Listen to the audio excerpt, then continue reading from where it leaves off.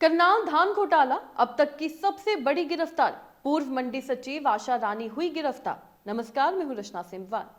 करनाल की अनाज मंडियों में जो खेल चल रहा था वो अब बेनकाब हो चुका है। धान के नाम पर करोड़ों का खेल और सिस्टम के अंदर बैठे बड़े चेहरे अब कानून के शिकंजे में हैं, क्योंकि इस घोटाले में हो गई है अब तक की सबसे बड़ी गिरफ्तारी।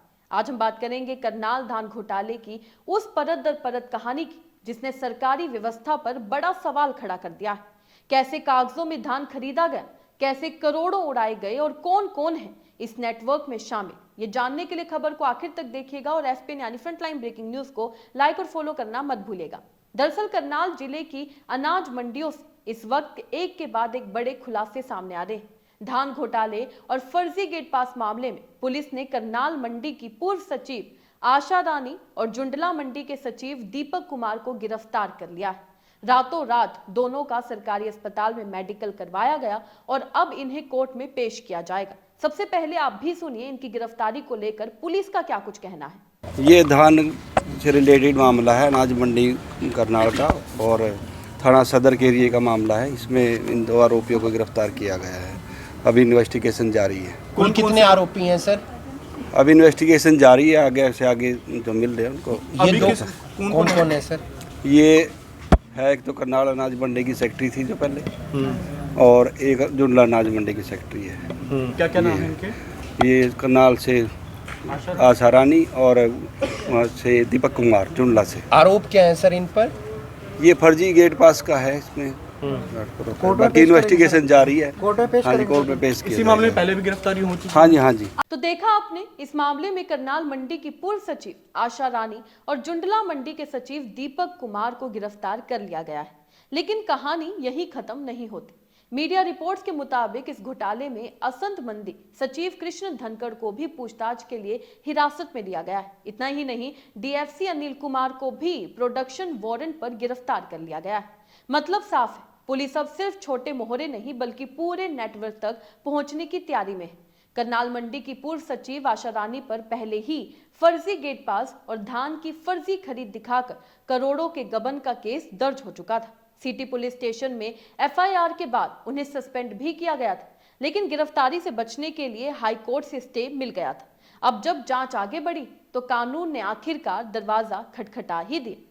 इस घोटाले में पहले भी कई नाम सामने आ चुके हैं। मंडी सुपरवाइजर पंकज तुली को गिरफ्तार किया गया था, लेकिन बाद में उनकी मौत हो गई थी। इस मौत ने भी कई सवाल खड़े किए थे। क्या वो किसी बड़े राज का गवाह था? ये सवाल उठे थे। जांच अधिकारी सब इंस्पेक्टर श्रीकांत के मुताबिक आशा रानी और जुंडला मंडी सचिव दीपक कुमार की गिरफ्तारी हो चुकी है।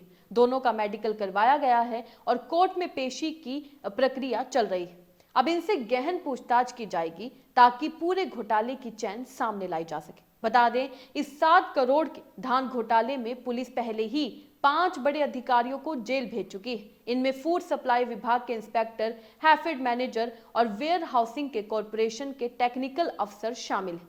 सभी इस वक्त जेल की सलाखों के पीछे हैं। इस पूरे मामले की जांच एसआईटी 9 जनवरी 2026 से कर रही है। पुलिस की शुरुआती जांच में जो सामने आया है वो चौंकाने वाला है। सरकारी रिकॉर्ड में दिखाया गया कि धान की पूरी खरीद और स्टॉक मौजूद है, लेकिन जमीनी हकीकत ये थी कि कई राइस मिलों और वेयर हाउस में धान था ही नहीं। फर्जी बिल, नकली रजिस्टर, झूठी स्टॉक एंट्री, सब कुछ ऐसे सेट किया गया कि सिस्टम को कोई शक ही ना हो। एसआईटी की जांच में यह भी सामने आया कि कई जगहों पर सिर्फ कागजों में ही धान मौजूद था। मौके पर जांच हुई तो गोदाम खाली मिले। अधिकारियों की मिली भगत से ये फर्जी स्टॉक दिखाया गया और इसी के दम पर करोड़ों रुपए का गबन सालों तक चलता रहा। पुलिस के मुताबिक ये कोई छोटी गड़बड़ी नहीं बल्कि सुनियोजित साजिश थी।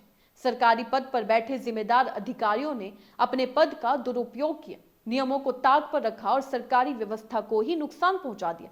दस्तावेज, रिकॉर्ड और तकनीकी जांच, हर सबूत अब इन्हीं अफसरों की तरफ इशारा कर रहा है। जांच में साफ हो गया है कि इस मिली भगत से सरकार को करोड़ों रुपए का सीधा नुकसान हुआ है। धान की खरीद से लेकर भंडारण तक हर स्टेज पर नियमों की धज्जियां उड़ाई गई। अब पुलिस का दावा है कि आने वाले दिनों में और भी बड़े नाम सामने आ सकते हैं। बड़ा सवाल अब यही है, क्या यह घोटाला सिर्फ करनाल तक सीमित है या फिर हरियाणा की दूसरी मंडियों में भी ऐसा ही खेल चल रहा था? और सबसे बड़ा सवाल, क्या असली मास्टरमाइंड तक पुलिस पहुंच पाएगी? आपको क्या लगता है? अपने राय कमेंट में लिखकर जरूर बताइएगा। इसी तरीके से देश और दुनिया से जुड़ी हर छोटी सी बड़ी अपडेट के लिए FPN यानी फ्रंटलाइन ब्रेकिंग न्यूज को लाइक और फॉलो करना मत भूलिएगा। धन्यवाद।